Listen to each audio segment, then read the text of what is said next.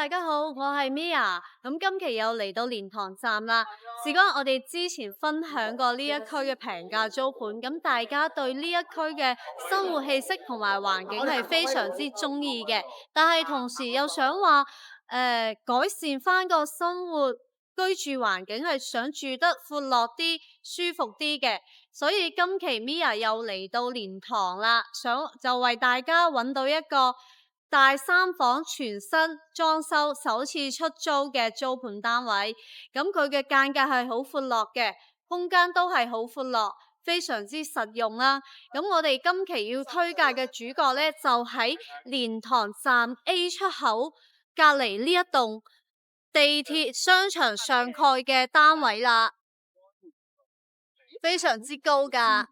咁講返呢度嘅交通都真係好快又便利嘅，喺呢度返到香港非常之方便。2號線蓮塘站，咁我哋可以坐2個站就可以返到蓮塘口岸啦。如果話係返羅湖口岸嘅話，係可以喺呢度坐2號線返到大劇院，再轉返1號線就返到羅湖口岸。如果話係返福田口岸，就可以搭到市民中心，再轉返4號線就返到福田口岸嘅啦。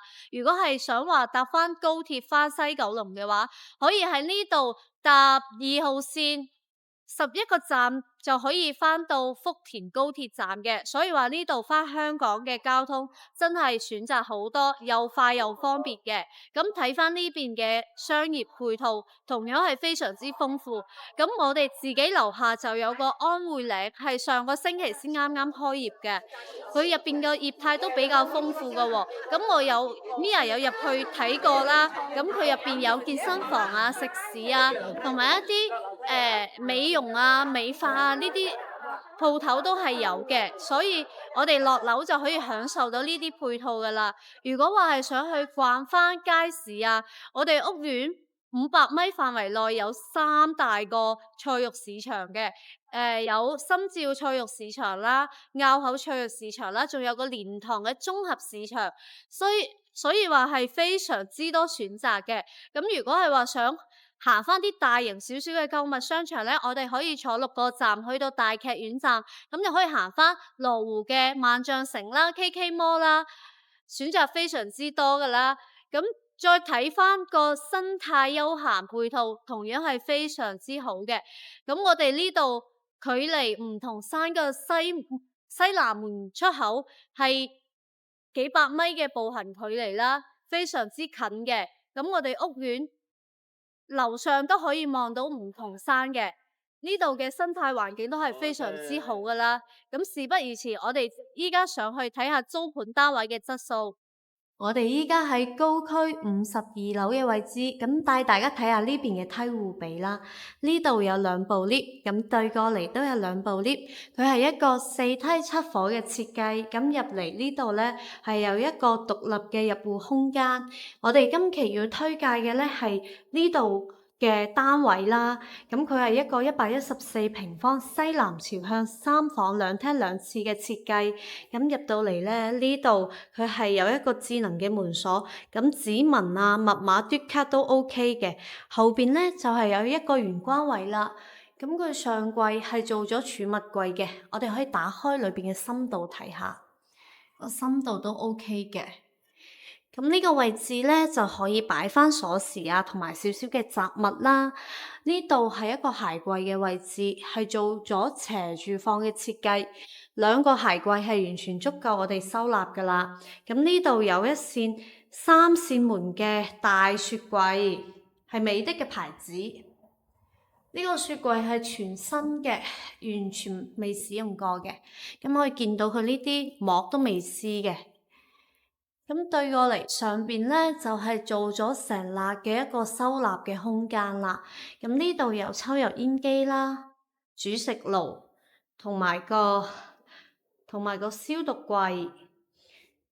咁對過嚟呢度可以見到佢其實係做咗一個 L 字形嘅一個操作台嘅。咁呢度有扇窗、星盤啦。咁對過嚟呢度其實仲延伸做咗個中島台嘅，咁上面有個酒櫃啦。平時我哋話中意飲酒嘅朋友咧，可以喺呢度調下酒啊，或者係整翻早餐都唔錯嘅。咁下邊都仲有啲儲物櫃，我哋打開睇下裏邊嘅空間，空間非常之闊落啊！我哋入去睇下裏面嘅空間。咁呢度咧就係餐廳嘅空間啦，餐廳非常之闊落啊，擺張4至到6人嘅長台或者係圓台都完全冇問題嘅。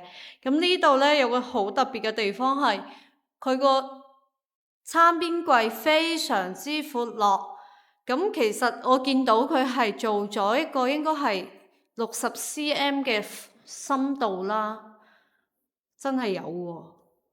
好闊啊！平時好少見啲餐邊櫃係做到咁大嘅。咁我哋再對過嚟睇翻個廳嘅空間，廳嘅開間應該有4米。咁呢邊咧就擺翻電視櫃啦。咁對面可以擺翻張3至到4人嘅大梳化啦。咁電視買翻部85寸嘅，我覺得都完全 OK 嘅，因為佢嘅開間好闊，坐喺嗰度睇完全唔會覺得暈嘅。咁我哋出去個露台睇下出邊嘅空間，個露台嘅空間非常闊落啊！大家見唔見到啊？佢嘅闊度咧應該有1.5米嘅。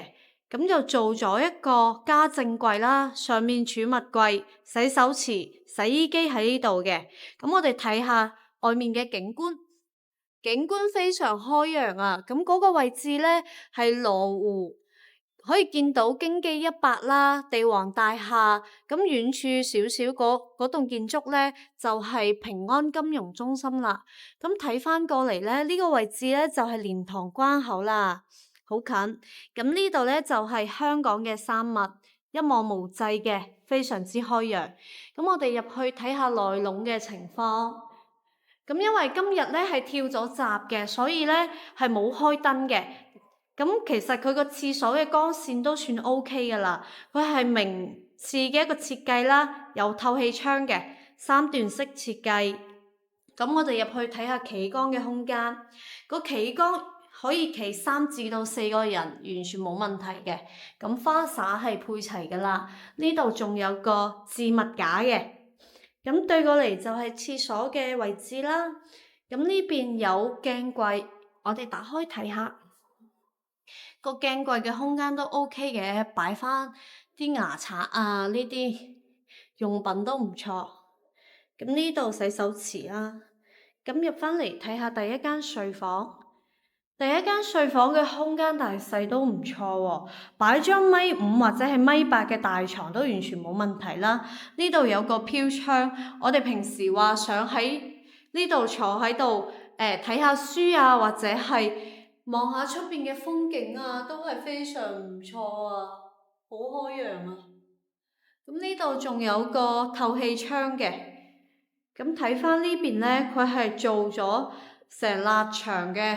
到頂嘅4扇門大衣櫃，咁打開裏邊嘅深度俾大家睇下，佢嘅深度應該係60cm，非常之足夠噶啦。咁我哋入去睇下第二間睡房，第二間睡房嘅空間大細都唔錯噶喎，擺張1.5米嘅大床喺呢度都 OK。咁呢邊咧就擺翻個衣櫃啊，或者係書枱啊。咁呢度咧都有個飄窗嘅，空調係配齊嘅。咁我哋睇下出邊嘅空間，出邊嘅景觀都非常唔錯啊！但係咧呢度佢有2棟建築物，稍微係擋咗少少，但係呢個位置咧都可以望到遠處嘅山脈啦。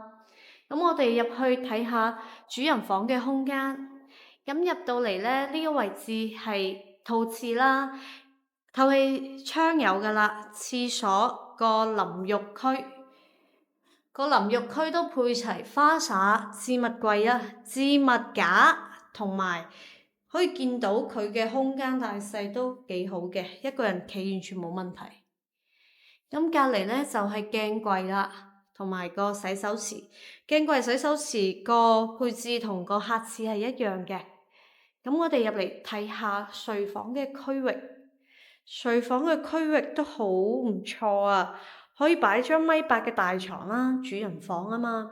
咁呢度咧有4扇到頂嘅大衣櫃啦，個深度我諗應該都係60cm。係啊，同個第一間睡房嘅係一樣嘅。咁我哋望下出邊嘅景觀啦。呢度嘅景觀咧，同樣係非常開揚嘅。咁佢望嘅景觀咧，其實同個廳差唔多。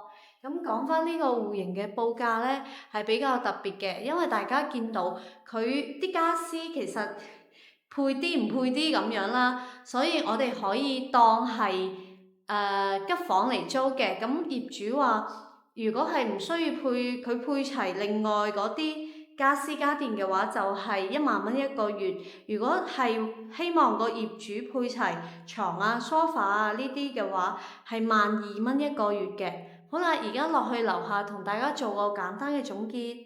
我哋依家落到屋苑樓下嘅商場安匯嶺，想帶大家趁翻呢個新商場嘅熱鬧嘅。佢係上個星期先係開業嘅，咁有好多店鋪咧都係搞緊一個開業嘅活動啦。咁我哋大家一齊過嚟睇下呢邊有咩好食好玩。咁我而家嘅位置咧已經係喺商場嘅一層噶啦 L1 嘅位置啦。我後邊就係一間麵包鋪嘅。咁我轉過嚟俾大家睇下，呢度咧係有一個展示牌嘅。咁佢上面咧就有寫住每一層係有咩業態。咁我哋睇翻 B1 啦，B1咧佢係有美食薈萃同埋配套服務嘅，但係暫時係未開放嘅，因為下邊係搞緊裝修啦。咁等佢開放咗之後咧，我哋係可以落到去 B1 去享受翻呢啲嘅美食嘅。咁佢有拌飯啦，有茶飲店啦、煲仔飯啦、甜品店都有嘅。咁佢配套服務咧就有攜程。咁我哋平時話想 book 機票啊，或者係 book 車飛啊，都可以去到呢個門店。佢仲有美髮店。咁我哋平時話想飛翻個靚髮都可以直接落到樓下啦。咁 BM 佢係一個驛站嚟嘅。咁平時話收快遞啊，都可以嚟翻呢度。咁 L1 就係我哋而家身處呢一層咧，佢係一啲連鎖嘅品牌啦，麥當勞啊、星巴克啊、野人先生啊都係有齊噶啦。咁佢嘅品質零售咧，其實係做翻啲比較平價嘅一啲嘅品牌，名創優品啊、7號倉庫係比較接地氣嘅。咁再睇翻我哋 L2 嘅業態啦，係美食薈萃同埋配套服務嘅。咁咧佢係有茶樓啦，有湘菜啦，有菜肉丸啦，有椰子雞嘅，非常之多選擇，可以滿足翻我哋一啲嘅日常嘅飲食需求啦。佢配套服務都算係豐富嘅，咁有口腔診所啦，有美髮鋪啦，有面部 facial 嘅店鋪啦。如果平時有健身開嘅朋友咧，都可以 join 翻呢度嘅會員啦，因為佢都有個健身房嘅。所以呢個商場咧，佢雖然唔係話好大，但係咧其實都可以滿足翻我哋一啲嘅日常娛樂啦，同埋休閒嘅需求噶啦。好啦，咁就講翻我哋今期呢個租盤啦。呢個租盤其實佢係一個好靈活嘅租盤啦。首先第一佢係全新裝修，第一次出租嘅。咁我哋住落咧就唔怕話介意有其他人住過嘅痕跡啦。咁個業主都俾咗2個方案嘅。咁其一咧係我哋當係吉屋咁樣嚟租嘅話，係10000蚊一個月。如果話係我哋願意自己係帶翻自己嗰啲家私家電入嚟啊，咁其實都可以選擇翻呢個方案嘅。咁如果話大家唔想咁麻煩嚟配置呢啲咁嘅家私家電，我哋都可以叫個業主去配翻，咁就係12000蚊一個月啦，非常之靈活嘅。如果大家對本期嘅租盤係感興趣嘅話，歡迎大家掃碼添加 Mia 嘅 WhatsApp 或者係 WeChat， 屏幕上方有2個二維碼，歡迎大家添加 Mia 嘅聯絡方式。如果大家覺得本期嘅視頻分享得唔錯嘅話，唔該幫手點 like 支持下，同時 follow 埋我哋嘅頻道，我哋會持續更新深圳嘅樓市情況俾到大家。下期再見。